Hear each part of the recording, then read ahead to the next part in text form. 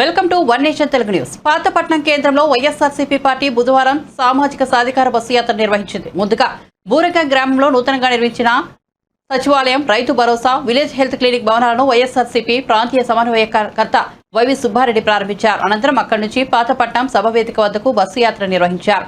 స్థానిక ఎమ్మెల్యే రెడ్డి శాంతి ఆధ్వర్యంలో నిర్వహించిన ఈ యాత్రకు వైఎస్ఆర్సీపీ శ్రేణులు, కార్యకర్తలు బ్రహ్మరథం పట్టారు. ఈ సందర్భంగా ఎమ్మెల్యే రెడ్డి శాంతి మాట్లాడుతూ, గతంలో నారా చంద్రబాబు నాయుడు అధికారం ఇస్తే పూర్తిగా దోచుకున్నారని, కానీ వైఎస్ జగన్మోహన్ రెడ్డి ప్రజల కోసం ఆలోచించి అనేక సంక్షేమ పథకాలు ప్రవేశపెట్టారని తెలిపారు. వంశధార నిర్వాసితులకు 216 కోట్ల అదనపు పరిహారం ఇచ్చారని, హిరమండలం వద్ద 176 కోట్లతో లిఫ్ట్ ఇరిగేషన్ ప్రాజెక్టు నిర్మిస్తున్నామని తెలిపారు. కాగువాడ రొంపివలస బ్రిడ్జ్ 8 నెలల్లో 11 కోట్లతో నిర్మించి పూర్తి చేశామని అన్నారు. కొత్తూరులో 132/33 కేవీ విద్యుత్ సబ్స్టేషన్ నిర్మాణం చేపట్టామని తెలిపారు. గత ప్రభుత్వం కిడ్నీ రోగులకు నెఫ్రాలజిస్టులను కనీసం నియమించలేకపోయిందని, జగనన్న ఏకంగా కిడ్నీ రీసెర్చ్ స్టేషన్ నిర్మించారని ఆమె పేర్కొన్నారు. మంత్రి ధర్మాన ప్రసాద్ మాట్లాడుతూ, గతంలో జన్మభూమి కమిటీల ద్వారా గత ప్రభుత్వం ప్రజల సొమ్ము దోపిడీ చేసేదని పేర్కొన్నారు.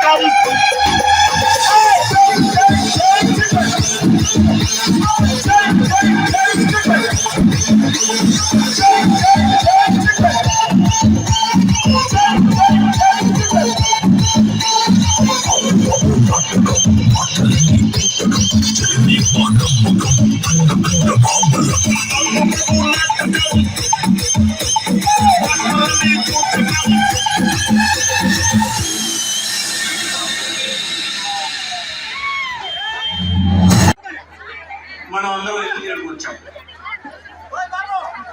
ఒక 5 సంవత్సరాల పరిపాలనని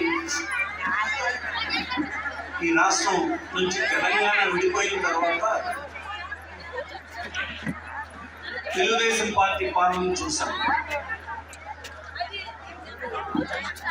మీ అందరి ఆశీర్వాదంతో వచ్చినటువంటి వైఎస్ఆర్ కాంగ్రెస్ పార్టీ అధికారంలోకి వచ్చి 4 సంవత్సరాల 9 నెలలు 10 నెలలు పూర్తయి కూర్చుంది. ఈ రోజు మళ్ళీ మీ వద్దకు వచ్చాం. 4 నెలల తర్వాత మళ్ళీ ఇంకొక 5 సంవత్సరాల కాలం మీరు ప్రభుత్వాలు ఎన్నుకోవాల్సినటువంటి అవసరం కూడా ఉంది.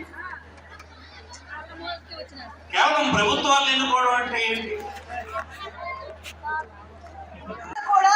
ప్రజలకు మంచి చేయాలని